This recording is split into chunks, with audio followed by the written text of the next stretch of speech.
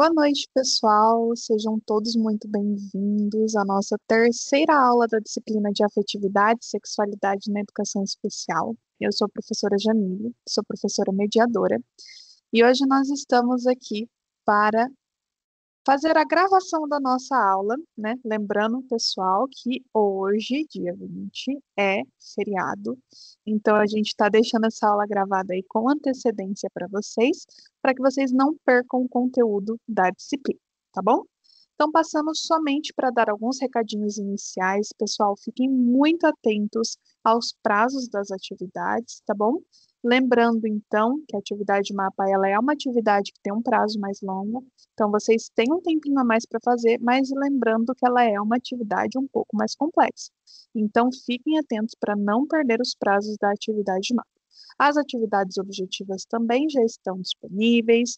Não deixem de conferir lá no material da disciplina, nós já disponibilizamos os slides da aula, tá bom? E hoje a professora Juliana vai trazer uma aula hiper especial para vocês, com participação externa, que vai ser incrível.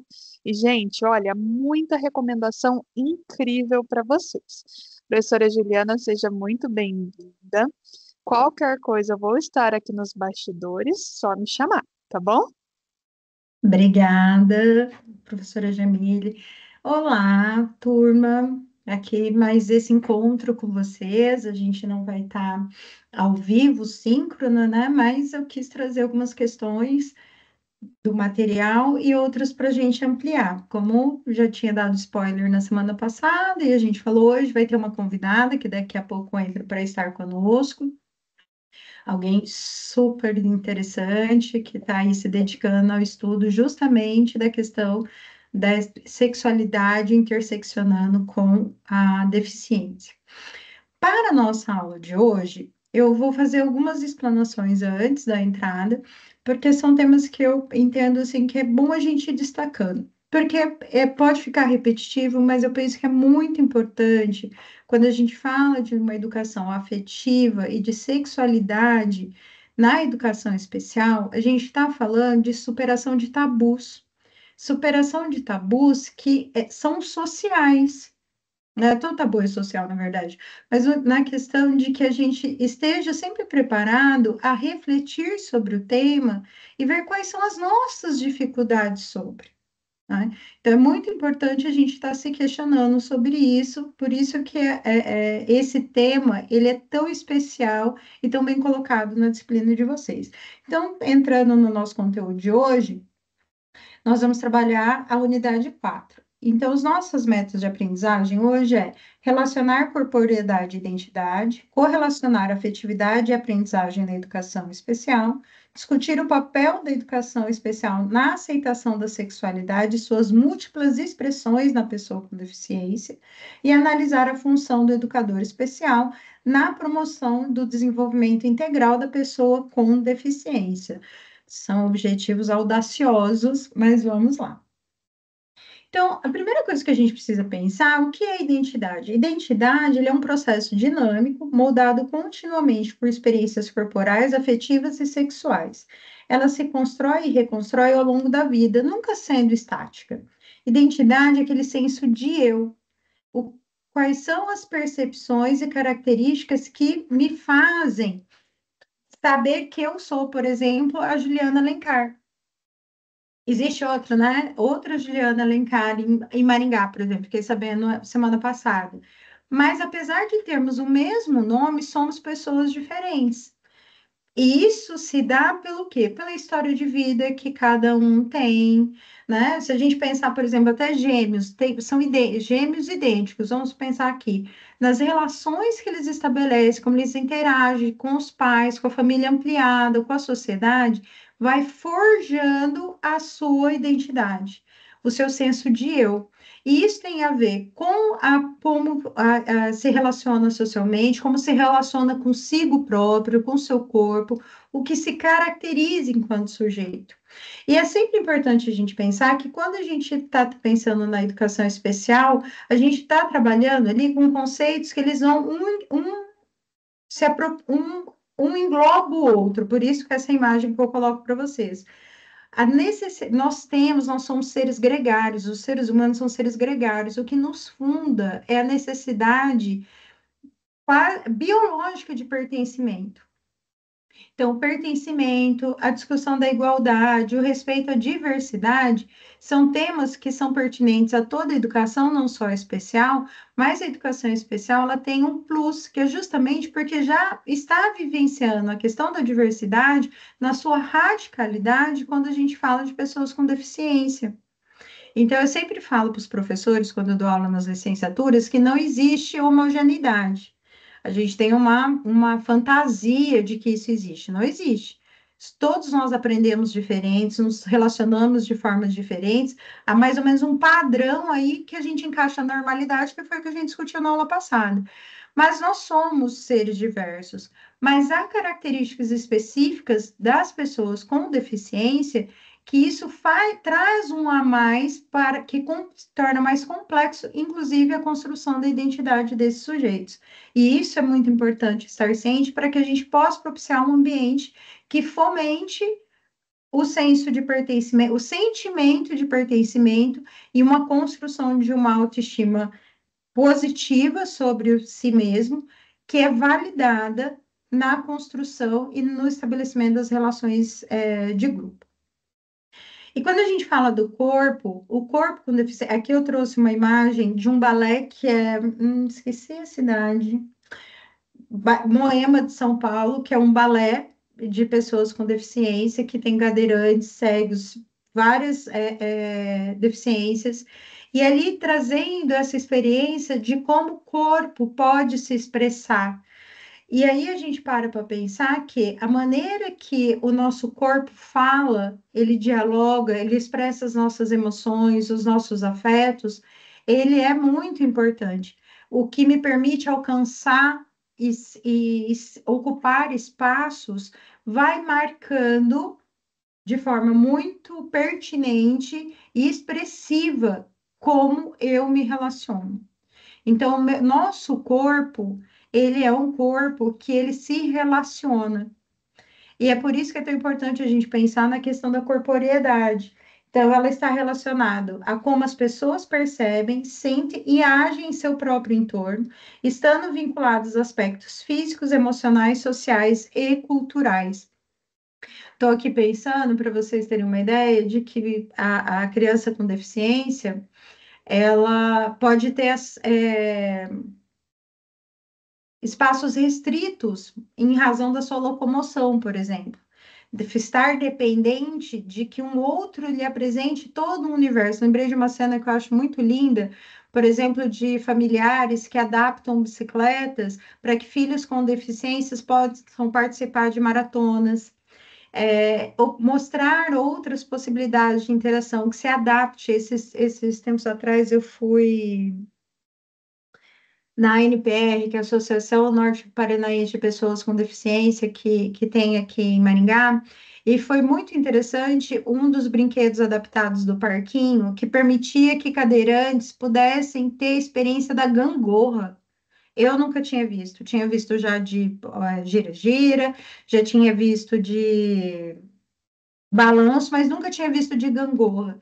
E isso pode parecer uma coisa pequena, mas olha só, a gangorra, ela permite uma experiência espacial diferente de outros brinquedos. Então, possibilitar essa vivência é muito importante, tanto de inclusão enquanto pertencimento e socialização, mas também para desenvolvimento, por exemplo, de uma noção de equilíbrio diferente. E a gente acaba não se atentando a isso, porque imagina, o sujeito não anda, ou o sujeito não enxerga, qual que é a importância disso? Nosso cérebro ele é estimulado de diferentes formas. Então, a gente sempre tem que ter isso muito em mente. E aí, por meio de gestos, movimentos, posturas ou outras formas de comunicação não verbal, o sujeito expressa através do seu corpo sua identidade e relação com o mundo. Esses dias eu vou contar uma coisa para vocês que foi muito engraçado. Esses dias eu tava com a cara muito fechada em casa, e daí meu filho falou assim: Mãe, por que que você tá brava? Eu falei assim: Mas eu não tô brava. Ele falou: Mas você tá com cara de muito brava. E eu não estava brava, eu estava pensando, porque eu estava com uma aluna de iniciação científica para cadastrar na Plataforma Brasil, que ela vai fazer uma pesquisa sobre inclusão de crianças na educação infantil.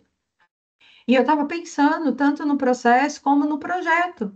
E aí, uma cara fechada. Então, olha só. E ele já estava todo assim, pensando: nossa, o que está acontecendo? Posso ajudar? Então, olha como a nossa expressão mostra isso.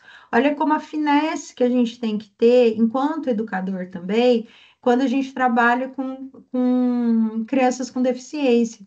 Na época que eu trabalhei na PAI, aqui de Marilena, uma cidade aqui do Paraná. Teve uma aluna que foi muito interessante. Ela tinha uma paralisia cerebral, então ela não falava, não tinha movimentos motores, então cadeirante, totalmente paralisada, mas ela mexia os olhos. E aí ela já estava com uns 12 anos quando eu comecei a trabalhar na PAI. E eu comecei a perceber pelo movimento dos olhos dela que ela entendia, porque ela era tratada como se ela não entendesse, como ela era não verbal, não cogitar a possibilidade de entendimento dela para situações.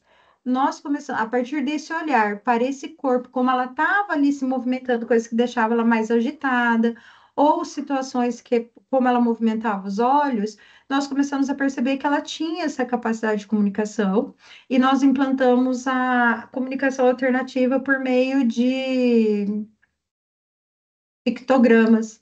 Então, olha só como é importante a questão do corpo e da observação dessa corporeidade também para entendermos qual é os processos, por exemplo, de comunicação do sujeito. Então, assim, eu gostei muito dessa citação, que ela diz o seguinte: são, pois, corpos que sentem, aprendem, vivem, movem-se em um espaço e tempo, produzem culturas.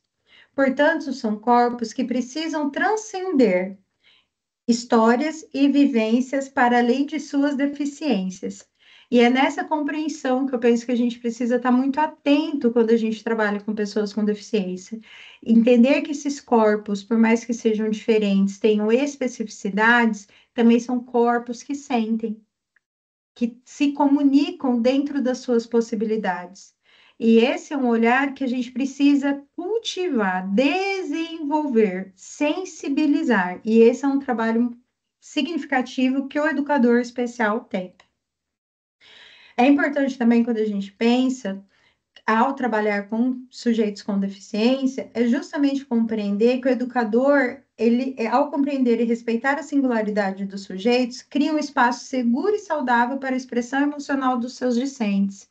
Porque, por vezes, também, as crianças, os adolescentes com deficiência acabam não compartilhando. Isso, gente, não é só com deficiência. Você sabe, quanto mais eu estudo para essa disciplina, mais eu fico assim, gente, como o problema de fato é a nossa cabeça, né? É a nossa compreensão cultural. Porque, assim, eu estava falando com a Jamília antes de começar a aula, meu filho não tem nenhuma deficiência. E ele não quis contar uma situação que aconteceu na escola para o pessoal da escola, porque ele estava cheio de caraminholas na cabeça. Então, assim, olha, não está na deficiência, está no processo do desenvolvimento. Acho que quando a gente começa a olhar isso, a gente vai entendendo que o manejo com crianças, adolescentes ou adultos com deficiência vai estar mais no nosso olhar sobre o desenvolvimento, sobre as necessidades intrínsecas do sujeito, do que para a deficiência. Bem naquela lógica que a gente discutiu mais a semana passada, que é tirar esse olhar biologizante dessa percepção da deficiência como algo médico e trazer, de fato, para um olhar social, que aí está na nossa forma de enxergar, na compreensão capacitista, que é um exercício, gente, todos nós somos inclusive conosco mesmos, quando a gente está exausto e quer continuar produzindo nessa loucura que é a vida, porque a gente não pode ficar para trás. Então, se a gente não está se a gente olha para si dessa forma, como a gente vai olhar com generosidade para o outro, né? Aqui, claro, não estou colocando no mesmo nível de dificuldade que uma pessoas com deficiência enfrentam para umas pessoas que não têm deficiência, mas é a lógica que sustenta o pensamento, fazer essa digressão que eu estou aqui propondo para vocês, certo? Agora, né, trazendo, amarrando aqui, já vimos que a Ana chegou, a psicóloga que vai estar aqui com a gente. Já já eu apresento você, Ana, me dá só mais uns minutinhos. E aí, trabalhando essa questão da afetividade e aprendizagem, está justamente nesse olhar que a gente desenvolve, nessa sensibilidade que a gente desenvolve para que possamos, então, ter um trabalho efetivo. Sempre pensar que a afetividade e a aprendizagem, para o ser humano, elas andam concomitantemente. Elas estão juntas, amalgamadas. Então, toda e qualquer experiência humana é permeada pela capacidade de perceber a si e o outro. Como o exemplo que eu dei agora, de eu estar com a cara brava na concepção do meu filho, e na verdade eu estava pensando. Mas olha, se ele não me pergunta, olha quantas coisas poderiam acontecer nessa relação, nessa interação, que ficariam permeados pela fantasia da brabeza e não pela realidade que era eu pensando. E isso acontece muito nos ambientes escolares, o quanto a gente supõe situações, o quanto a gente está aí com questões emocionais que estão alterando a nossa capacidade de se comunicar, de pensar, de articular, e acabamos ficando muitas vezes até com algumas ideias persecutórias ou acusatórias. Então, isso é importante a gente refletir para ter uma educação, de fato, num ambiente que gere tranquilidade e prazer na aprendizagem. E aí está, né, a questão que quando é uma relação afetiva estável e segura entre professor e aluno, a confiança e o respeito sedimentam um espaço próspero para a aprendizagem, e aqui eu incluo para o desenvolvimento integral do sujeito, porque a educação tem esse objetivo. Porque a escola, ela é um espaço de subjetivação. Lembre, né, que a gente colocou. Nós somos seres gregários, nós somos forjados na e pela cultura, e essa cultura nos chega e nos é apropriada na relação com o outro. Então, o campo escolar, a escola é um campo muito importante para o desenvolvimento das ideias, do sentimento de si, da identidade, da capacidade ética de se relacionar. Por isso que é um espaço tão importante.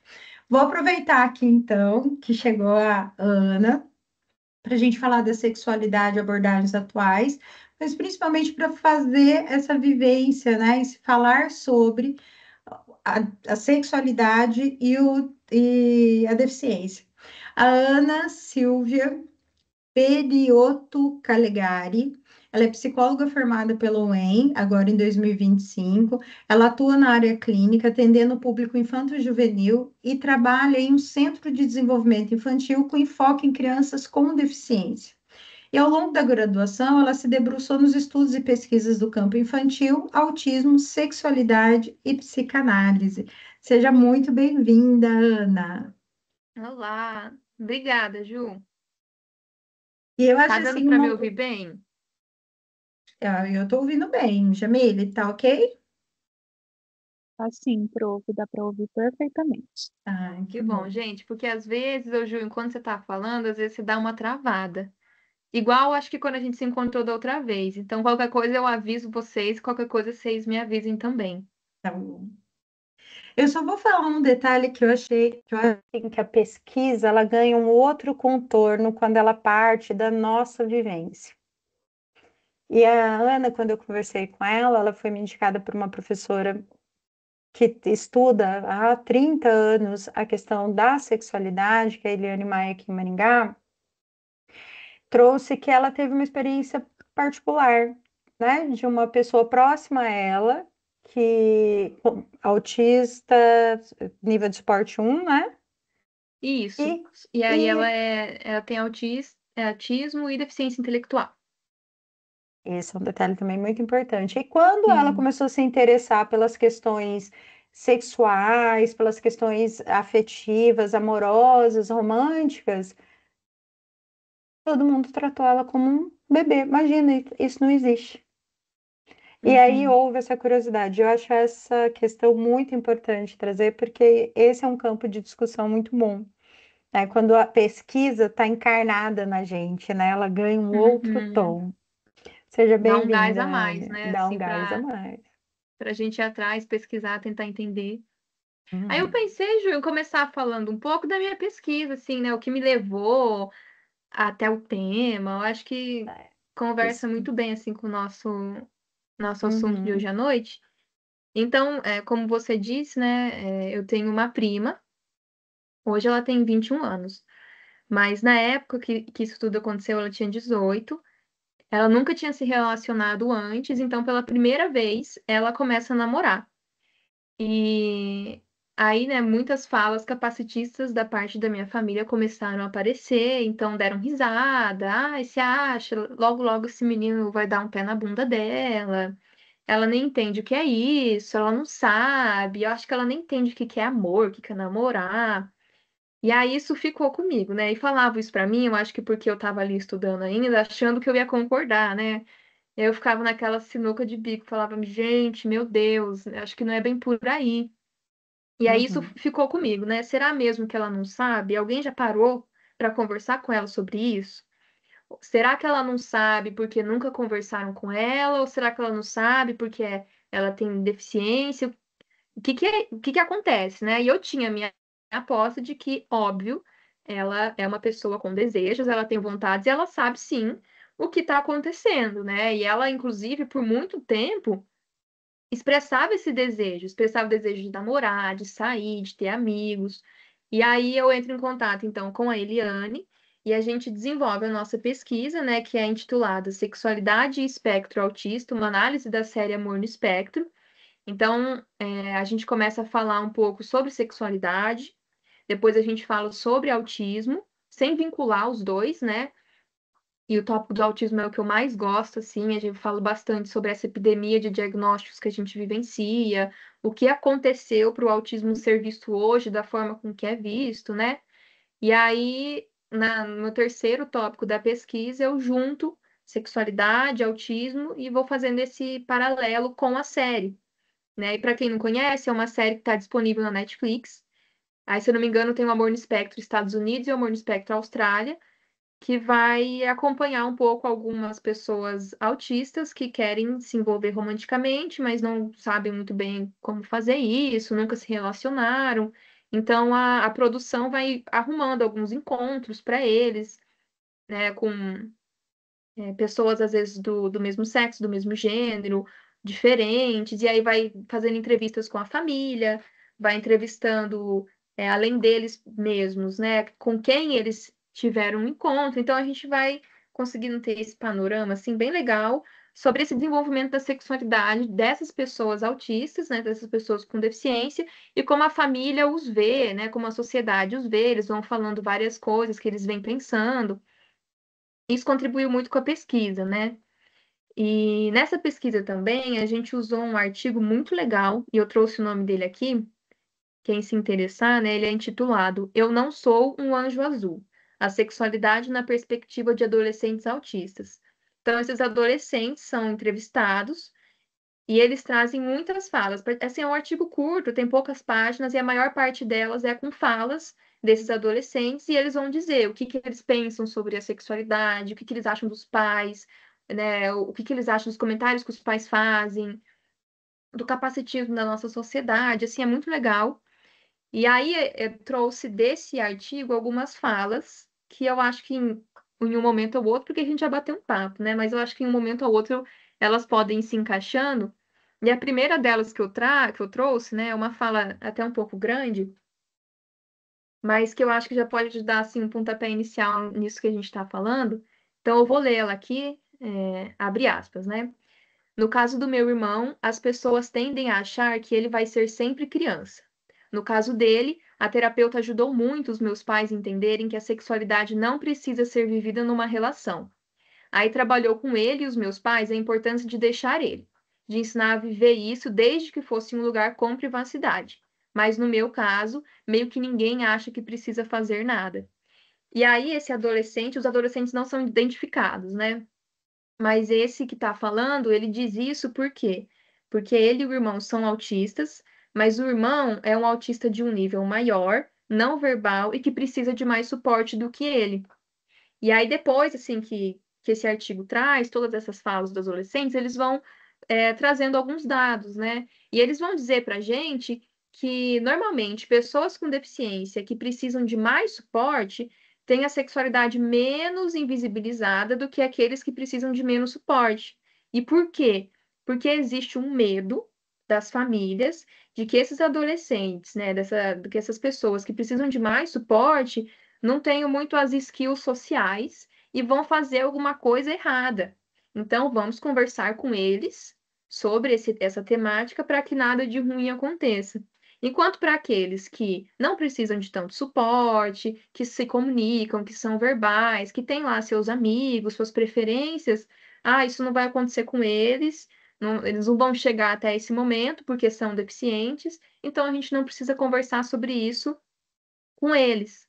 E esse ponto é fantástico, porque uma das coisas que, né, que eu venho discutindo é justamente esse olhar que se tem sobre a pessoa com deficiência, principalmente a deficiência intelectual, que não se Uhum, apropria das normas sociais da forma sim. que é esperado e cai num campo de que não, e aí, aí que me levanta essa indagação de que muitas vezes a gente trabalha com eles para evitar um vexame, Uhum, exato. não uma experiência de uma sexualidade vivenciada dentro das possibilidades desse sujeito. Uhum, Então, é para evitar que esse sujeito, que é algo que a gente precisa fazer de fato, né? Por sim. exemplo, não Uhum, se pode tocar o corpo do outro, né? De uma forma que traga aí um desconforto, mas orientando pela questão de aprender como se relacionar afetivamente e sexualmente, e não para evitar uma situação de vexame. uhum, Então, essa é uma lógica muito importante da gente frisar aqui, que muitas vezes, até na escola mesmo, o que acontece é na escola o menino que tem autismo, ou a menina que é autista, com síndrome de Down, começa a abraçar demais, beijar demais, passar a mão demais, não olhe para isso como ele sendo um sujeito sexuado e que está aí experimentando essa nova forma de se uhum, relacionar, que tem aí uma busca de prazer e olha para isso como assim, nossa, ele está fazendo um vexame. uhum, Isso é muito grave, porque fica para esse sujeito uma parte amputada sim. emocionalmente da sua construção da identidade, né? Uhum, Lembrei você falando isso, lembrei da sua fala também, como você, que essa é uma fala que eu não tinha. Prezados alunos, e foi muito importante o quanto você viu na sua experiência que muitas vezes os adolescentes, as crianças com autismo, que são autistas, estão num processo masturbatório e é visto como necessidade sensorial. sensorial, é. Uhum, Olha que dessexuação desse sujeito, né? A situação de ser prazeroso, a estimulação peniana ou a estimulação clitoriana, que é uma satisfação que é de outra ordem, tá uhum, descobrindo o corpo, que toda criança, quando você me falou isso, eu fiquei lembrando muito. Acho que ele tinha uns 5 anos, coitado, meu filho, não pode aparecer na aula, senão vocês vão saber toda a história dele. Tinha uns 5 anos, eu cheguei perto, ele estava na piscina e ele estava paradinho bem na frente de onde tinha a saída de água. Eu falei, o que você está fazendo aí, Miguel? Nossa, mamãe, tá tão gostoso essa água no meu pipi. Daí eu uhum, falei, nossa, filha, é muito gostoso, mas aqui tem mais gente em volta, então a gente não brinca assim aí. Ele, uhum, tá bom. E foi fazer outra coisa.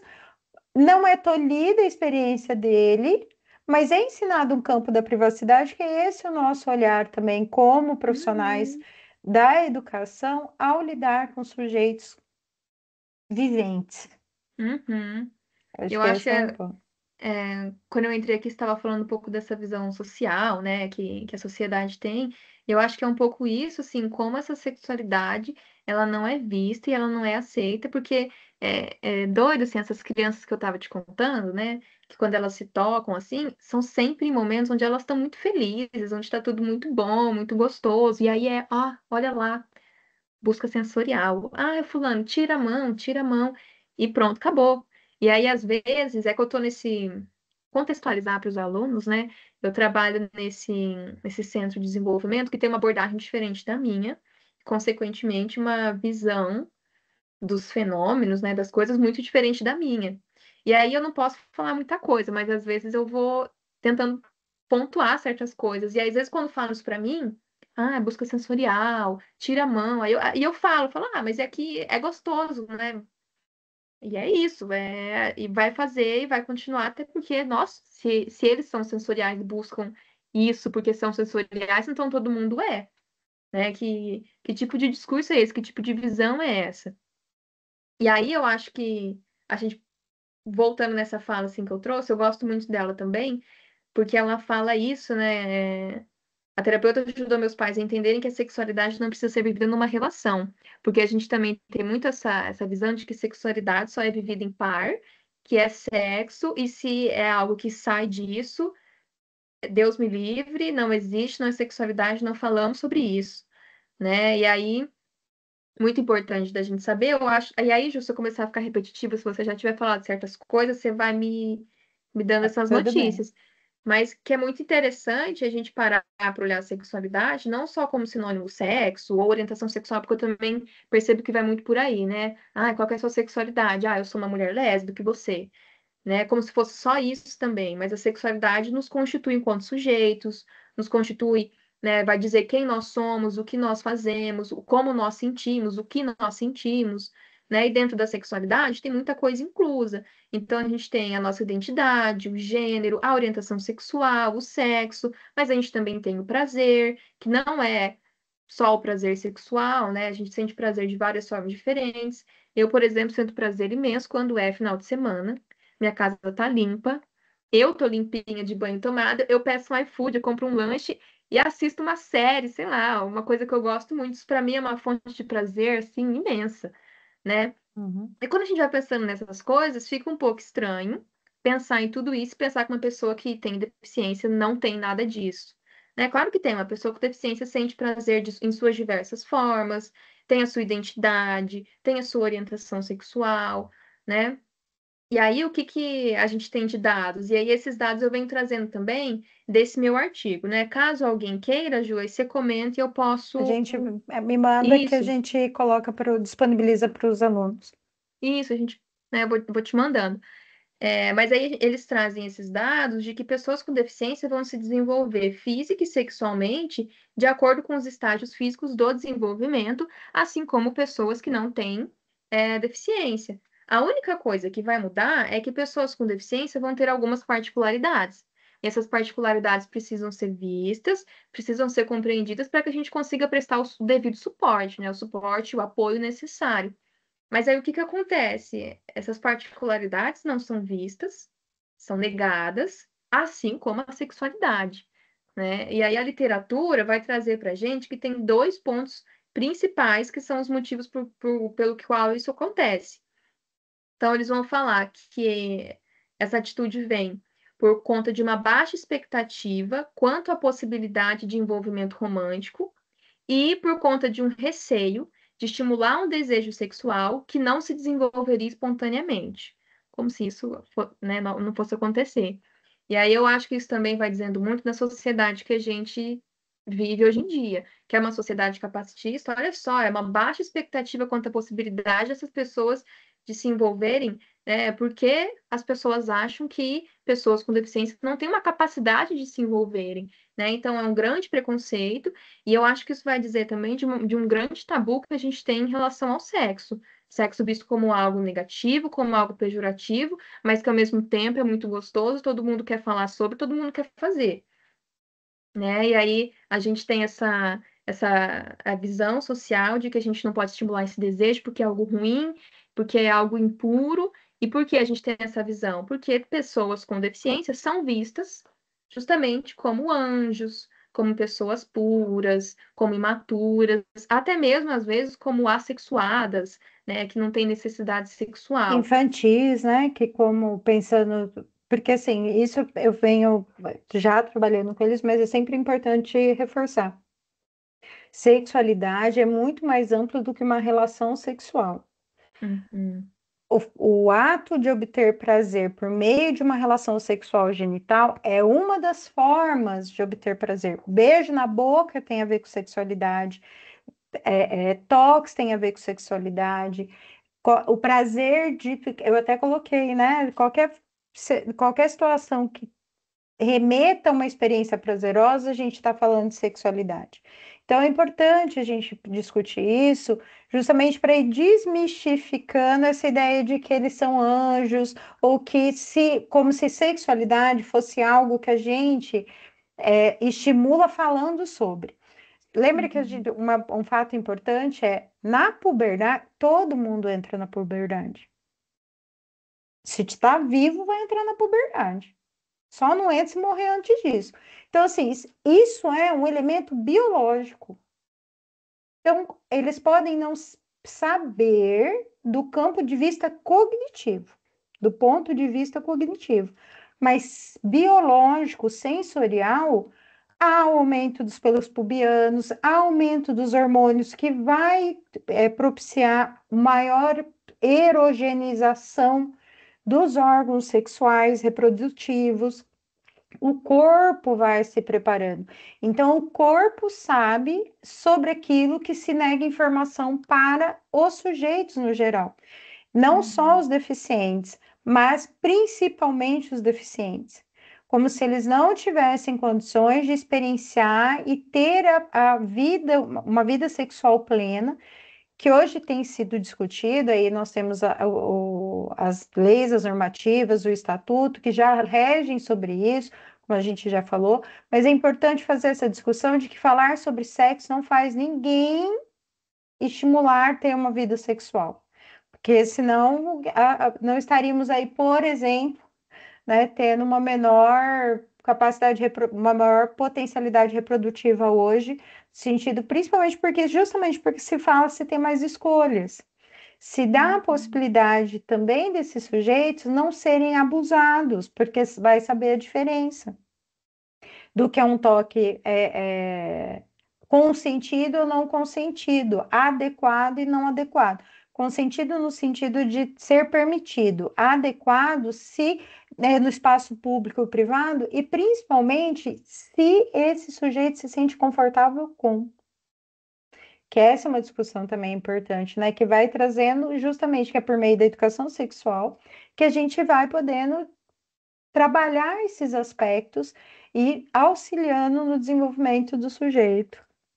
Uhum. E como eles, até onde eles conseguem compreender, né, alguns mais do que outros, como eles se incomodam com isso também, né? Nesse Uhum. documentário que a gente estava conversando, isso eu acho que fica muito claro. Eles falam o tempo todo sobre isso. Se você quiser falar um pouco, Isso Ju. que eu ia falar, gente, nós nos encontramos antes para poder alinhar aqui a conversa com vocês, e saiu um documentário na Globoplay que chama Acessibilidade. O documentário é dirigido pelo Daniel, que é uma pessoa com deficiência, e ele entrevista várias pessoas com diferentes deficiências que contam sobre como foi o início da sua vida sexual e como é, eles se relacionaram com esse corpo para fazer uma transposição que eu achei muito linda na fala, né? A transposição de um corpo atrativo para um corpo atraente. E Uhum. aí é um documentário maior de 18 anos, porque ele fala abertamente e tem algumas cenas que insinuam sobre atos sexuais, mas é principalmente uma discussão de como o sujeito com deficiência experimenta a sexualidade em si e o olhar do outro sobre si. Uhum. Então, essa série, esse documentário, não é uma série, esse documentário é genial para quem quiser aí ampliar a sua visão sobre a sexualidade e como o capacitismo também atua sobre isso, e impedindo, por exemplo, de experiências, de uma experiência sexual mais autônoma. Uma cena nesse documentário que me marcou muito foi de um menino com paralisia cerebral que tinha comprometimentos motores, membros inferiores e superiores, e ele não conseguia abrir um pacote de camisinha, né? O quanto ele passa muito tempo tentando abrir um pacote de camisinha e ele não consegue. Então, Uhum. parece eu falo assim, como são coisas no cotidiano que a gente não se atenta para o quanto pode por exemplo, colocar numa situação de risco, que numa dessa ele decide, não vou nem usar. E aí se põe numa Uhum. situação de contrair uma IST, por exemplo. E ele até brinca, né, Ju? Fala, se eu tivesse ejaculação precoce também, não ia ter o que Exatamente, já fazer, né? desfazer. E eu acho, Uhum. a gente estava conversando sobre isso também quando nós nos encontramos, da importância disso que a gente está fazendo, sair dessa bolha acadêmica e sair desses profissionais, só da boca dos profissionais da saúde, né? E que chegue nas famílias, que chegue nas pessoas com deficiência, mas não só, né? Por exemplo, para que as marcas façam pacotes de camisinha que sejam acessíveis, né? É fugindo um pouco do assunto, mas tem uma cantora famosa e ela tem lupus. Então ela tem muita dificuldade de abrir as coisas, né? E aí ela fez uma marca de maquiagem que é acessível para pessoas com deficiência poderem abrir. É tudo muito fácil, tudo muito leve. Eu acho que é isso, né? É esse tipo de discussão alcançar o máximo de pessoas possível para que esse cenário seja possível para eles. Porque quando a gente está falando disso, a gente também está falando de qualidade de vida, né? Aí, por exemplo, nesse documentário também, um homem, esqueci o nome dele, mas ele vai falar da experiência dele, ele não tem os dois braços, e ele foi se relacionar com uma amiga, né, que tinha atrofia muscular, e o que que eles iam fazer? Então, eles tiveram que contratar uma enfermeira que para tirar a roupa dos dois e aí ela colocou a moça deitada na cama e depois ele entrou, né? E aí ela despiu ele também e aí saiu do quarto. Mas olha como isso precisa ser algo adaptado mesmo. E aí eu acho que é interessante a gente lembrar da sociedade onde a gente vive, que é uma sociedade capitalista, que está nos ditando o tempo inteiro o que é o padrão, o que é o normal. E a gente tem um padrão de corpo, a gente tem um padrão de normas sociais, a gente tem um padrão de sexo também. E aí, quando essas pessoas precisam de algumas ajudas, né, precisam mudar um pouco para conseguir se adaptar, para fazer o que querem fazer, isso é visto com uma estranheza muito grande, né? E como isso é ruim para eles também. E Como isso eu, causa vergonha, incômodo. e eu fico pensando, enquanto educadores, né, qual é a nossa participação? É justamente a naturalização para que a informação chegue de forma adequada. Uhum, Porque ao podermos olhar esses sujeitos que experienciam sexualidade, tal como as pessoas sem deficiência, o nosso olhar vai ser muito mais generoso e muito mais profissional também.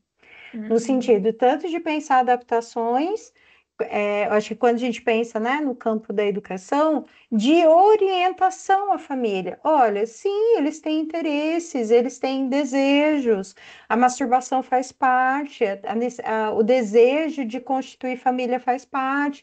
Como a gente uhum, pode aí pensar e orientar em quais setores procurar ajuda para que isso seja viabilizado?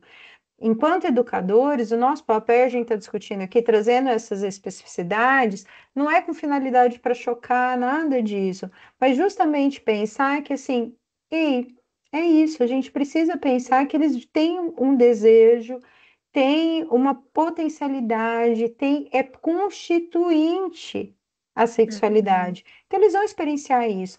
A questão vai ser de uma forma saudável ou não.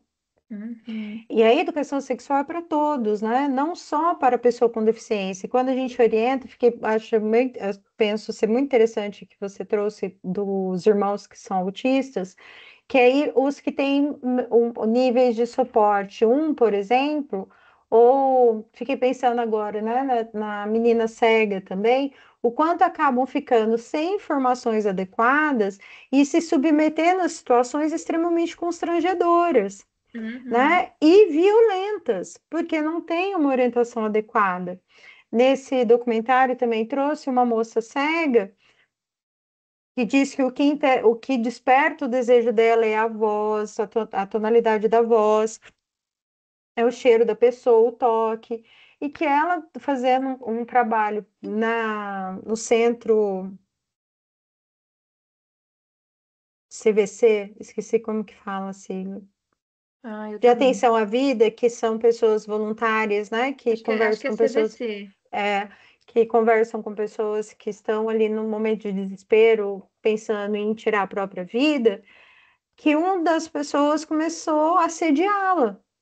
E graças a uma boa educação sexual que ela teve, ela entendeu que ela não era obrigada a se submeter àquilo, com plenas capacidades cognitivas. A deficiência dela era visual. Quando a gente fala na deficiência intelectual, isso fica ainda mais complexo, porque a gente já deduz que não entende mesmo. Então eles não sabem, eles não entendem. Eles podem não entender, desde que se explique, eles vão entender dentro da possibilidade deles. Então, fazer essa Uhum. diferenciação está dentro do campo de uma educação afetiva e sexual adequada. Me veio uma outra coisa aqui pensando. Você falou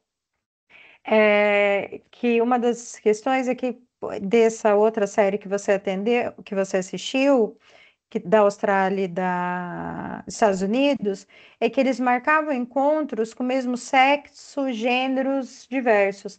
E aí, pensando nas sexualidades abordagens atuais, eu achei muito interessante a gente falar que há diferença, e a gente precisa ser alfabetizado nisso, né? O quanto a questão, por exemplo, de que o que me configura, né? Por exemplo, eu sou uma mulher, eu sou hétero, cisgênero. O que que isso quer dizer? Quer dizer que eu sou todo padrão.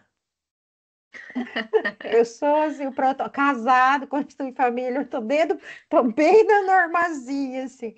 Quer dizer que eu sou uma mulher que nasceu biologicamente mulher, que se identifica com gênero feminino e sinto atração por pessoas do sexo masculino. Então, aqui está falando tanto da minha identidade de gênero quanto da minha orientação sexual.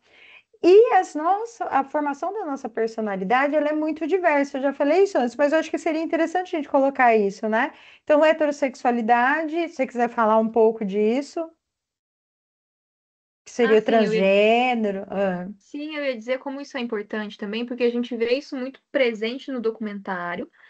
E nesse artigo que eu comentei, eles trazem um dado dizendo exclusivamente sobre pessoas autistas, então eu não vou saber dizer sobre outras deficiências, mas eles vêm dizer que já há dados que confirmam que existe uma maior diversidade sexual em pessoas autistas do que em pessoas sem deficiência. Então, a gente encontra em pessoas autistas, né, dentro ali do mundo da sigla LGBT, muito mais gente do que em pessoas que não têm deficiência. Isso é muito importante quando a gente se relaciona, né? Se relacionar tá dizendo também sobre nós, né? Com quem a gente se relaciona. E aí eu percebi, estava pensando isso, inclusive, vendo o documentário, como parece que para essas pessoas que têm deficiência, isso é algo pequeno, assim, né? Isso não é tanto uma questão. E aí eu acho que volta de novo para a sociedade que a gente vive, onde tudo é um problema, onde tudo é uma problemática. Eu adorei nesse documentário quando uma das moças fala que entrou num chat para amizade e conversou um tempão com alguém e começaram a flertar, ela começou a se interessar pela pessoa. Ela fala quando elas vão se encontrar, né? Olha, mas eu tenho que te contar uma coisa. Eu sou deficiente, eu sou cadeirante. E aí a pessoa do outro lado fala, eu também tenho que te contar uma coisa, eu sou uma mulher. E ótimo, isso não foi problema, elas tiveram um relacionamento de 3 anos, né? E eu acho isso muito interessante quando a gente está pensando em falar de deficiência, porque é isso, né? São deficiências, não só porque são vários tipos, mas da onde a gente fala, em que posição do globo a gente está. Eu acho que se a gente estivesse no norte global, a gente estaria tendo um outro tipo de conversa. Se a gente estivesse, né, no Ocidente, no Oriente, no Ocidente nós estamos, né? Se nós estivéssemos no Oriente, a gente estaria tendo outro tipo de conversa também. Acho isso muito, muito interessante. Ana, eu quero te agradecer profundamente por ter vindo, topado esse bate-papo. Penso que ele foi muito produtivo e construtivo e que a gente possa se encontrar em mais momentos aí, para que a gente possa desenvolver mais esses temas e pensar, e parabéns, e continue estudando, articulando sexualidade e deficiência, porque a gente precisa de conteúdos como esse. Ah, com certeza, gente. Obrigada pelo convite também. Obrigada por essa troca. Fiquei até espantado que o tempo já passou, tinha mais coisa para Não, falar. não, a gente pisca, né? Se deixar, ó, não Mas eu acaba. acho que é isso, justamente. E eu quero, né, finalizar dizer assim, que enquanto futuros educadores, o nosso papel é justamente criar um espaço seguro e livre de julgamentos para um diálogo entre a sexualidade e a afetividade, para que a gente possa respeitar as diversas expressões de gênero, as diversas expressões de orientação sexual, porque isso são elementos que nos constituem. E eles são múltiplos porque nós somos sujeitos múltiplos. Então, assim, espero que vocês aproveitem bastante essa aula. E graças a Ana, a gente vai estar aí com vários outros materiais extras para disponibilizar para vocês. Muito obrigada, viu, Ana? Isso, Ju, aí você vai me falando, assim, eu montei ali um esqueleto de um slide, então se também quiserem eu posso mandar para vocês verem, né, se vai aprovar ou não, e aí você vai me falando. Tá certo. Muito obrigada, Obrigada, Ana. Tchau, gente. tchau. Tchau, tchau, boa noite. Boa noite.